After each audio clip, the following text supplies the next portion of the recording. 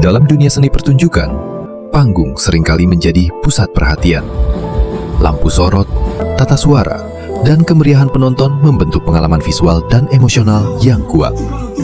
Seni pertunjukan hadir tidak hanya sebagai hiburan, tetapi juga sebagai medium ekspresi budaya dan ruang pertemuan berbagai gagasan. Di Indonesia, industri seni pertunjukan saat ini menunjukkan tanda-tanda kebangkitan. Setelah mengalami penurunan signifikan akibat pandemi, aktivitas seni perlahan kembali berjalan. Pembatasan yang sempat menghentikan berbagai kegiatan kini telah dicabut. Berbagai pertunjukan kembali digelar di banyak daerah, mulai dari pementasan seni tradisional, teater, hingga konser musik berskala besar. Namun, di balik setiap pertunjukan yang tersaji di atas panggung, terdapat proses panjang yang jarang terlihat oleh publik. Puluhan hingga ratusan pekerja terlibat dalam persiapan sebuah acara. Mereka bekerja di balik layar, merancang konsep, mengatur aspek teknis, serta memastikan seluruh elemen pertunjukan berjalan sesuai rencana. Tata suara, pencahayaan, visual, dan manajemen panggung menjadi bagian penting yang menentukan kualitas sebuah pertunjukan. Dan sekarang sering berkegiatan di dunia pro audio dan studio. Sekarang saya sedang membuat program untuk pementasan hari ini. Selain menjadi pemrogram, saya juga menjadi seorang lighting designer dan operator lighting. Kadang-kadang juga menjadi teknisi. Terus profesi saya di sini sebagai visual joki. Awalnya mencoba untuk belajar visual joki ini di awal-awal COVID.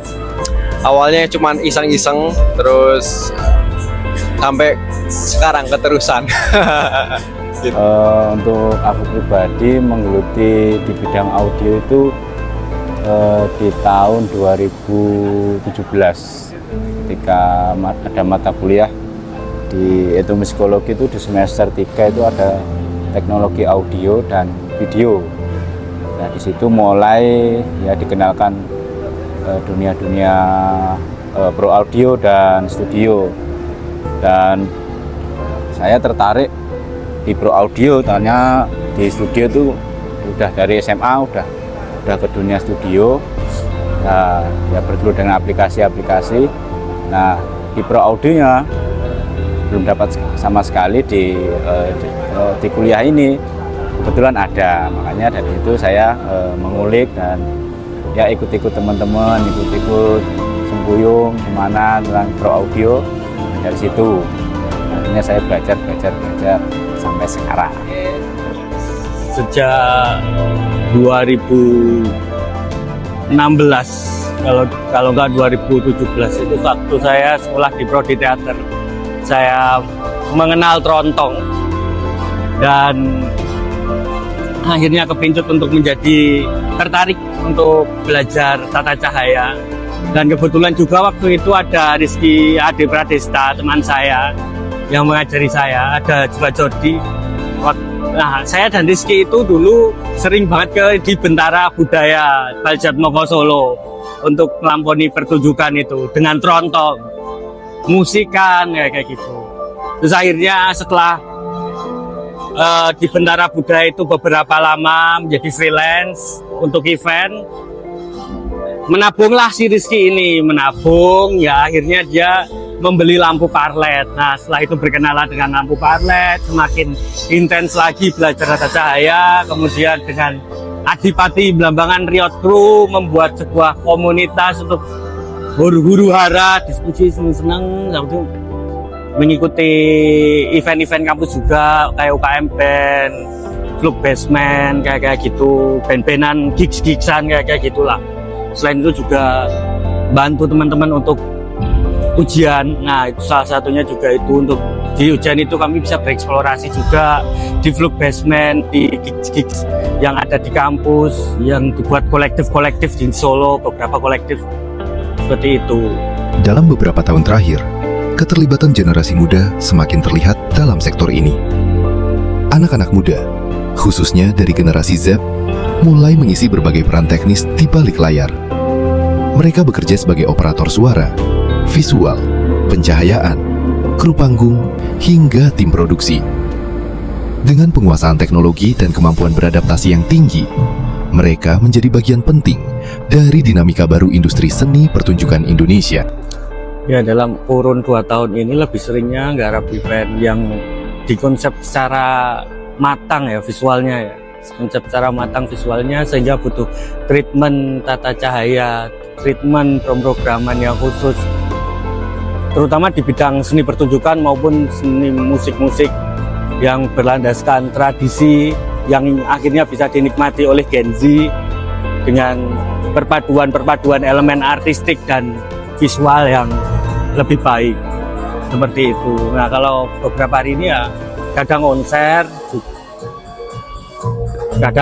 kadang pertunjukan, tapi lebih sering ke pertunjukan sih sebenarnya. Lebih sering ke pertunjukan. Entah itu tari, teater, kontemporer, entah kayak ya hidungannya gitulah.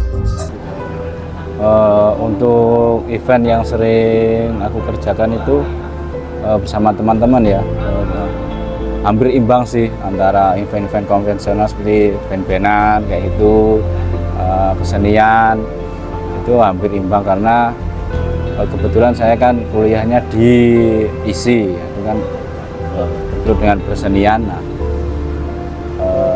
jadinya bisa imbang ya, antara kesenian dan event-event konvensional seperti ya festival musik itu rata-rata hampir imbang sih. Saya seringnya untuk nge-VJ itu acara-acara korporat, ikut IO kayak gitu, terus acara-acara konser sama sih juga ikut IO. Jadi kalau untuk band saya belum pernah malah. Oh, pernah sekali, sorry. Ikut Manolia and the Dogpack. Kehadiran generasi muda tidak hanya menjawab kebutuhan tenaga kerja, tetapi juga membawa perubahan cara kerja dan pendekatan kreatif dalam produksi seni pertunjukan. Hal ini turut mendorong industri hiburan untuk terus berkembang di tengah perubahan zaman. Anakku terjun di bidang pro audio kan terbilangnya ya generasi milenial, Gen Z lah. Nah, itu karena biasanya itu kalau bertemu dengan audio-audio yang udah lebih dulu, lebih senior, mungkin kendalanya itu di komunikasi mungkin. Karena aku berarti lebih muda karena padang bekewoh yang mau tanya ini. Kadang sebaliknya mereka pun juga ngerasa kayak gitu. Nah, tapi dengan adanya waktu, karena kan biasanya acara itu ada H-3 kan kita udah set up hasilnya. Biasanya itu dari hari-hari itu akhirnya komunikasi itu terbentuk. Nah, dari situ akhirnya jadi ya semacam sefrekuensi lah. Akhirnya kita ngomong ini, oh kita di sana juga nyambung. Kadang malah kita saling bertukar treatment, bertukar solusi. Karena solusi dulu kayak gini, yang sekarang bisa kayak gini mas, karena ada aplikasi ini, ada ini. Oh bisa toh, nah, gitu sih. Bertukar solusi lah. Ya kalau ketemu senior itu pasti seneng lah ya. Maksudnya kan tata cahaya atau equipment lampu kan nggak langsung serta-merta jadi apa yang sekarang ini kita lihat.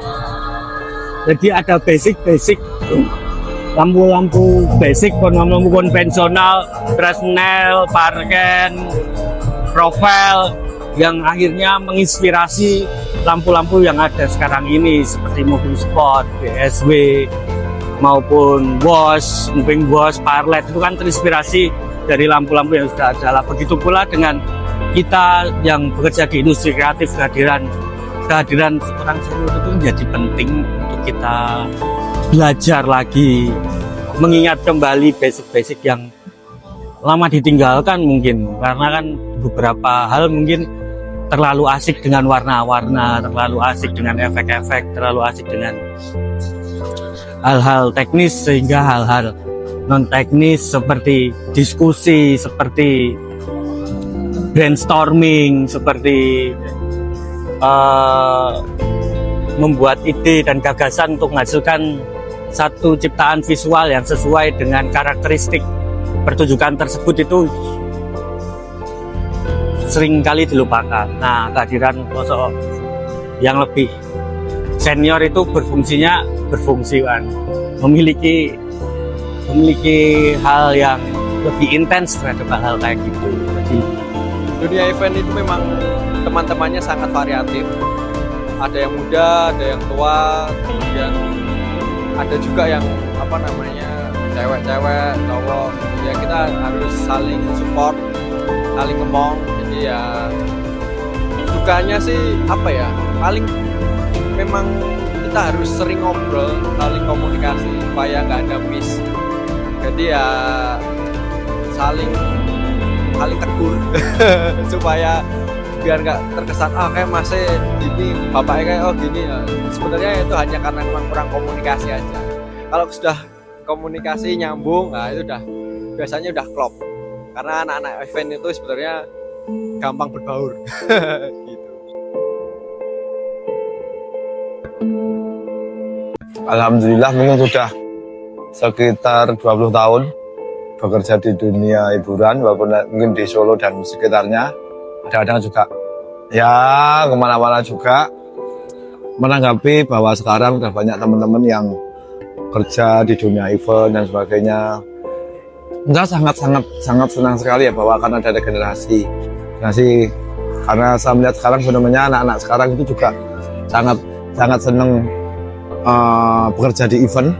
Terbukti juga saat misal ada event dibuka volunteer sampai bahasanya benar-benar sampai nolak-nolak dan sebagainya karena memang di luar over kapasitas untuk kebutuhan dan sebagainya. Sangat bersyukur karena di event sendiri sebetulnya banyak sekali pembelajaran untuk kita bersama. Terlepas dari nanti outputnya mereka akan bekerja untuk masih di dunia event maupun di dunia manapun, ternyata banyak sekali ilmu event yang bisa digunakan di keseharian, di bidang kerja mereka masing-masing pada nantinya. Contohnya misal teman-teman sering di dunia event dan sebagainya, akhirnya dia bisa menjadi satu disaster maker. Misal dia di event dia menjadi license officer, dia akan berkomunikasi dengan pihak talent artis dan sebagainya yang nanti di keseharian dan nanti bekerja, misal dia jadi perawat lah, pamong pemerintah dan sebagainya, dia akan berkomunikasi dengan banyak orang dan itu juga bisa digunakan untuk keseharian mereka nantinya, walaupun mereka tidak bekerja di event lagi, kan gitu. Kebangkitan seni pertunjukan Indonesia pasca pandemi tidak terlepas dari kolaborasi banyak pihak, baik seniman, pekerja teknis, maupun generasi muda yang terlibat di dalamnya. Di balik kemegahan panggung, terdapat kerja kolektif yang menjadi fondasi utama keberlangsungan industri seni pertunjukan hari ini dan ke depan.